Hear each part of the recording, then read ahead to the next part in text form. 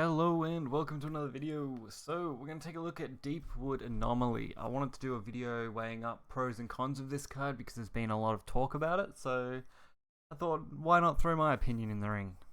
So the only real pros I could come up with is the effect, which is a guaranteed kill on the opponent if you can get a hit off, and that it's a huge threat that has to be removed within the next turn.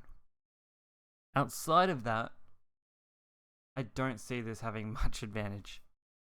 So it's much easier to go over the cons for this card than just to go over the pros.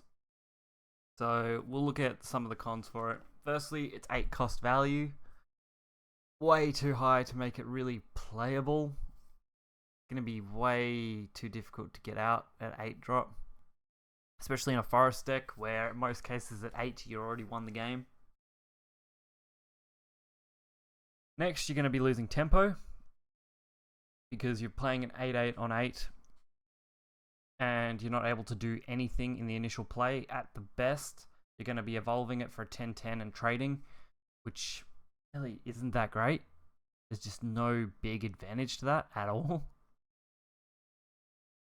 And one of the next things is can't do anything on the turn it's played, which is pretty much what we just went over with losing tempo. There's just nothing it can do. You're dropping it on 8. There is nothing that you can do with it. It's just going to sit there for a turn. It's extremely easy to remove. You've got things like Pact, Siegfried, Yerd. Well, Yerd's not a good example. Sledgehammer Exorcist. Dance of Death, Call of Coyotes, Necro Assassin, Tribunal. There's just so much removal, and it's cheap removal. It's not expensive. But Decree, all these cards that are ran in a lot of decks that this card is just going to come up against. And if people start running this card, as soon as you come up against Forest, you're going to know, okay, I've got to hold a little bit of removal to deal with these. And that's usually how it will go.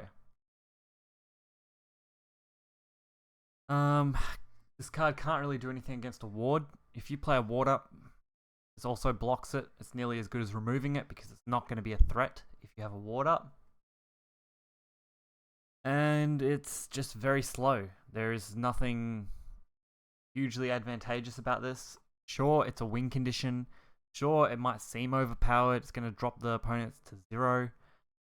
But to do that, it's just ridiculously hard. How are you meant to pull this off? How are you meant to get this out when there's so many other cards out there? So we can talk about some possible combinations, I guess. Got things like White Wolf,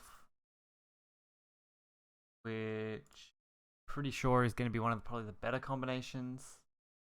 You'll be playing that as late as turn 8, so it runs into all the same problems. The only advantage is turn 8, you can drop Deepwood, maybe combo it. Oh, sorry, you drop White Wolf, eventually get Deepwood for 0, and then combo it with something that stops it from being targeted. But that still's going to leave it vulnerable to Tribunal and Decree and things like that, so that's going to be a bit slow. You're never going to use a card like this over a lot of the other valuable forest cards. So I really don't see this being the greatest card. I can see it going the same way as Haven's Legendary from Rise of Bahamut. That really didn't hold up overall. And it just became a meme. Iliadon Madness, so that's where I see this card going. I just don't see it holding up. So, that covers pretty much my opinion on this card. There isn't too much more to say on it. Basically, we'll just summarize it real quickly. It's great for killing the opponent, sure, if you can get the hit.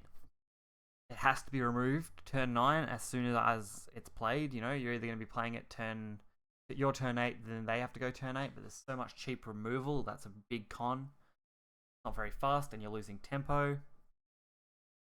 And you can't do anything the turn you're playing it. And even in combo with something like White Wolf, it's not going to get a lot of value unless you can defend it enough.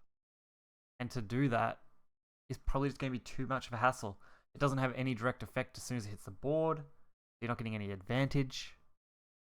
So, I know it might sound a little bit rambly, but I think that pretty much sums up my view, and hopefully you guys can understand why a card like this isn't as overpowered as it may seem. It's definitely good. I'd say it's balanced, but it's not going to be competitive. It just doesn't have that follow-up. If it had something to give it Storm, if it had some way to affect the board immediately, it might see play.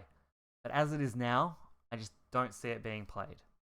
So, thank you guys for watching. Make sure to hit that like button and subscribe. Check out the links in the description, and I'll catch you guys next time. See ya.